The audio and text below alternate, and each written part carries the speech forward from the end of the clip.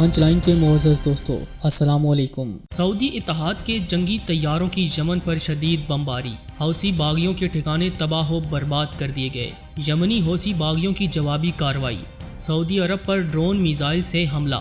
گھمسان کی اس لڑائی میں کس کا کتنا نقصان ہوا اور آنے والے دنوں میں عرب کے حالات کیا رخ اختیار کریں گے، آج ہم آپ کو اسی حوالے سے تفصیل فراہم کرنے کی کوشش کریں گے۔ جبکہ اسرائیل نے بھی امن معاہدے کی آڑ میں اپنا رنگ دکھانا شروع کر دیا ہے اور عربوں کو مزید کمزور کرنے کے لیے خطرناک منصوبے بنائے جا رہے ہیں۔ مستقبل قریب میں کیا دنیا پر تیسری عالمی جنگ مسلط کر دی جائے گی؟ تاہم نئے شامل ہونے والے دوستوں سے التماس ہے کہ پانچ لائن کو سبسکرائب کر کے بیل نوٹیفیکیشن بھی آن کر لیں تاکہ آپ تک خطے کی اہم اور تازہ صورتحال بر وقت پہنچ سکے۔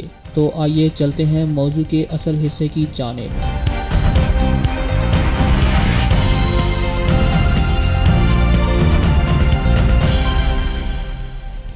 معزز خواتین و حضرات، سعودی عرب نے امریکہ، متحدہ عرب امارات اور چند دیگر ملکوں کے ساتھ مل کر یمن کو جارحیت کا نشانہ بنا رکھا ہے۔ مارچ 2015 سے جاری اس جارحیت کے نتیجے میں قریباً 17,000 سے زائد بے گناہ یمنی شہری شہید اور ہزاروں کی تعداد میں زخمی ہوئے، جبکہ کئی لاکھ لوگوں کو اپنا گھر بار چھوڑنے پر بھی مجبور ہونا پڑا۔ جبکہ یمنی حوثی باغیوں کو بھی کئی قوتیں سپورٹ کرتی ہیں جو جوابی کارروائی میں سعودی عرب کو نشانہ بناتے ہیں۔ گزشتہ روز بھی ایک ایسی ہی خبر سامنے آئی جس کے مطابق یمن میں آئینی حکومت کو سپورٹ کرنے والے عرب اتحاد لڑاکا طیاروں نے حوثی باغیوں پر حملہ کیا۔ تفصیلات کے مطابق ہفتے کو اعلیٰ صوبہ یمنی شہر صنعاء کے مشرقی علاقے میں ملٹری انجینئرنگ کے کمپلیکس پہ در پہ حملے کیے گئے۔ سعودی اتحادی طیاروں نے حوثیوں کے زیر انتظام بیلسٹک میزائل اسمبل کرنے اور ڈرون میزائلوں کے پرزہ جات مرتب کرنے کے مراکز کو نشانہ بنایا۔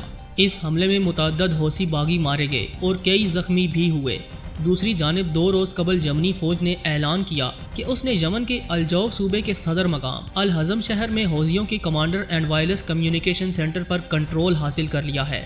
دوستو، یمنی فوج کی سرکاری ویب سائٹ کے مطابق الجوف کے سرحدی محاذ پر ایران کی حمایت یافتہ حوثی ملیشیا کی باقیات کا تعاقب جاری ہے۔ اس جگہ کو حوثیوں کے عناصر سے پاک کیا جا رہا ہے جو فرار ہونے میں مصروف ہیں۔ کارروائی میں حوثی ملیشیا کے درجنوں ارکان ہلاک اور زخمی ہوئے اور ملیشیا کی متعدد بختر بند گاڑیاں بھی تباہ ہو گئیں۔ یمنی فوج نے گزشتہ ہفتے ایک وسیع آپریشن شروع کیا تھا۔ اس دوران سرکاری فوج علاقے کو مکمل طور پر کلیئر کروانے اور وسیع رقبے کو آزاد کروانے میں کامیاب رہی۔ کارروائی میں باغی ملیشیا کو بھاری جانی و مالی نقصان کا سامنا بھی کرنا پڑا۔ اس حوالے سے یمنی میڈیا نے ویڈیو کلپس بھی جاری کیے جن میں الجوف صوبے کے محاذوں پر حوثی ملیشیا کی تباہ شدہ گاڑیوں اور ان میں سوار افراد کو دکھایا گیا ہے۔ سعودی اتحادی فوج کی جانب سے حالیہ کی جانے والی بمباری سے متعلق یمنی فوج کے ترجمان نے میڈیا بیان میں کہا کہ سعودی اتحاد کے جنگی طیاروں نے صنعاء میں فوج کی انجینئرنگ کور اور نیشنل انٹیلیجنس کے دفاتر پر بھی بمباری کی جس نے حوثی باغیوں کو بڑا نقصان پہنچایا۔ جبکہ ایک خبر یہ بھی ہے کہ یمنی حوثیوں نے جوابی کارروائی کے طور پر سعودی عرب کے شہر ابہا کے ہوائی اڈے کو ڈرون اور میزائل حملوں سے نشانہ بنایا۔ تاہم سعودی ڈیفنس سسٹم نے ان حملوں کو ناکارہ بناتے ہوئے میزائلز کو ہوا میں ہی تباہ کر دیا۔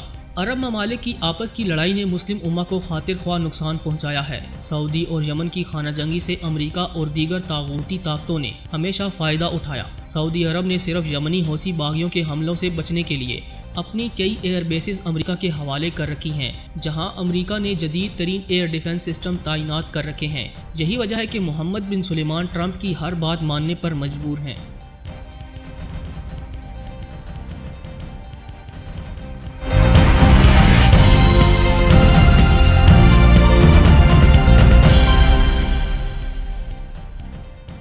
دوستو، یہاں آپ کو ایک اور اہم خبر سے بھی شناسائی دیتے چلیں کہ گزشتہ روز اسرائیلی فضائیہ کے جیٹ طیاروں نے شام میں عراق کی عسکریت پسند جماعت حزب اللہ کے ٹھکانوں پر درجنوں میزائل برسائے جس کے نتیجے میں 7 جنگجو ہلاک اور 2 زخمی ہوئے۔ عالمی خبر رساں ادارے کے مطابق حلب میں شامی فوج کی تنصیبات کے نزدیک اسرائیلی فضائیہ لڑاکا طیاروں نے فضائی بمباری کی۔ یہ حملہ شدت پسند تنظیم حزب اللہ کے ٹھکانوں پر کیا گیا جس کے نتیجے میں 7 جنگجو ہلاک ہوئے اور متعدد جنگجو زخمی ہو گئے۔ شامی فوج کی جانب سے بیان میں کہا گیا ہے کہ اسرائیلی طیاروں نے حلب کے فوجی علاقے میں میزائل داغے جن میں سے اکثر کو فضا میں ہی تباہ کر دیا گیا تھا۔ تاہم کچھ میزائل فوجی اڈے کے قریب گرے جن سے جانی نقصان ہوا، لیکن اس حملے میں شامی فوجی محفوظ رہے۔ ماہرین کے مطابق موجودہ حالات تیزی سے ہمیں عالمی جنگ کی طرف لے جا رہے ہیں اور ہم ایک بے حس قوم کی طرح صرف کھیل کود اور مذاق میں مشغول ہیں۔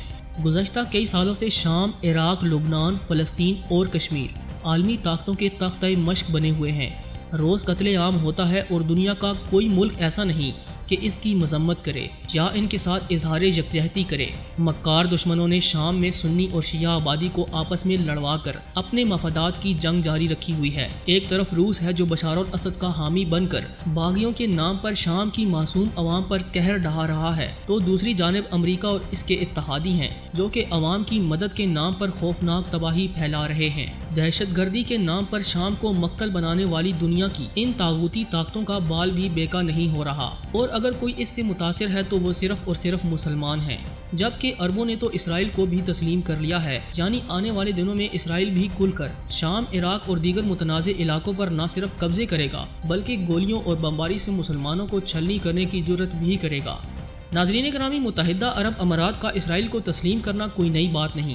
اس سے پہلے مصر اور اردن بالترتیب 1979 اور 1994 میں اسرائیل کو تسلیم کر چکے ہیں۔ اگرچہ عرب امارات نے اسرائیل کے ساتھ تعلقات کا باضابطہ اعلان ابھی کیا ہے، لیکن حقیقت میں عرب ممالک کے اسرائیل کے ساتھ تعلقات بہت پرانے ہیں۔ خود اسرائیلی حکام اس بات کا اعتراف بھی کر چکے ہیں۔ عرب ممالک کے اسرائیل کے ساتھ تعلقات کی دو وجوہات ہیں۔ عرب ممالک اور امریکہ اور اسرائیل ایران کے بڑھتے ہوئے غیر معمولی اثر و رسوخ کی وجہ سے پریشان ہیں۔ طاقت کا توازن مغرب سے مشرق کی طرف منتقل ہو رہا ہے، جس کا اہم کردار چین، پاکستان اور ایران ہے۔ اگر اسرائیل کی بات کی جائے تو 1982 کی لبنان جنگ اور پھر 2006 کی اسرائیل حزب اللہ جنگ اسرائیل کے لیے خطرے کی گھنٹی ہے۔ جس طرح ایران کی حمایت یافتہ حزب اللہ نے 2006 کی جنگ میں اسرائیل کو شکست دی، اس کو اسرائیل کے لیے ایک ابدی خطرہ کہا جا سکتا ہے۔ اگر امریکہ کی بات کی جائے تو مشرق وسطی کی صورتحال کچھ برسوں سے امریکہ کے حق میں نہیں ہے۔ امریکہ کا مستقبل مشرق وسطی میں تاریک نظر آ رہا ہے، شام ہو یا عراق، لبنان ہو یا یمن۔ جس طرح ایران نے امریکہ اور اس کے اتحادیوں کو پریشانی سے دوچار کیا وہ بہت اہم ہے۔ شام میں ایران اور روس نے امریکہ کے 70 ممالک کے اتحاد، جس میں برطانیہ، فرانس اور امریکہ جیسی عالمی طاقتیں شامل تھیں، ان سب کو شکست دے کر امریکہ کا مستقبل مشرق وسطی میں تاریک بنا دیا ہے۔ یہی صورتحال عراق میں بھی ہے۔ معزز خواتین و حضرات، امریکی صدر ٹرمپ اور اسرائیلی وزیراعظم نیتن یاہو اپنے مفادات کی خاطر مشرق وسطی کو نشانہ بنے ہیں اور حالات جنگ کی جانب اشارہ کرتے ہوئے نظر آ رہے ہیں۔ کیا یہ دونوں طاغوتی طاقتیں آنے والے دنوں میں دنیا کا امن تباہ و برباد کر دیں گی؟ اس حوالے سے آپ دوستوں کی رائے کیا کہتی ہے؟ کیا ایران، پاکستان اور چین مل کر دشمن ممالک کا مقابلہ کر سکیں گے؟ کمنٹ کر کے ضرور آگاہ کیجیے گا۔ دوستوں، ہم پوری امید ہے کہ آج کی یہ ویڈیو آپ کو بے حد پسند آئی ہوگی۔ ویڈیو پسند آنے کی صورت میں اسے لائک کرتے ہوئے دیگر دوستوں سے شیئر کریں اور ہمارے چینل کو سبسکرائب کرنا ہرگز نہ بھولیں۔ آج کی ویڈیو میں بس اتنا ہی۔ اگلی ویڈیو تک کے لیے اللہ نگہبان۔